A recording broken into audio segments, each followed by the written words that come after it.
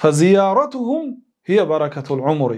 زیارت کردن خویشاوندان برکه در عمر است. و من اراد زیادت البرکت فی حیاتی فلیکثر من صلة رحمه. کسی که خواهد که برکه در حیاتش زیاد باشد، شخصی مبارک باشد، پس علاقه خویشاوندی را بسیار پیوست کند. قال ابن التین رحمه الله تعالی، علامه ابن التین گفتند که صلة الرحم تکون سببا للتوفیق فی الطاعه. ببینید، پیوست کردن علاقه خویشاوندی سبب موفقیت در اطاعت الله تعالی هست. اگر بینید که در طلب علم سست هستید، ذهنتان کند است، میخوانید نمیفهمید، نماز میخوانید لذت نمیبرید، به نماز تهجد خسته نمیتوانید، اطاعت ها را کرده نمیتونید، عبادت ها را کرده نمیتونید، تنبلی دارید، با خویشاوندان علاقه را پیوست کنید، سبب توفیق است. میگم و صیانت عن المعصیه. اینچنین با خویشاوندان علاقه را پیوست کردن سبب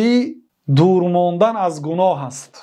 یعنی الله سبحانه و تعالی به سبب پیوست کردن علاقه با خویشاوندان شما را از گناه دور میکند. فیبقى بعده الذکر الجمیل فکأنه لم یمت. و اینچنین بعد وفاتش هم انسان ذکر جمیلش باقی میماند، نام نیکش باقی میماند، گویا که او نمرده است. حافظ ابن حجر این سخن ابن تین در فتح الباری ذکر کردند. صلة الرحم توفیق فی الحیاه و اثراء للمال.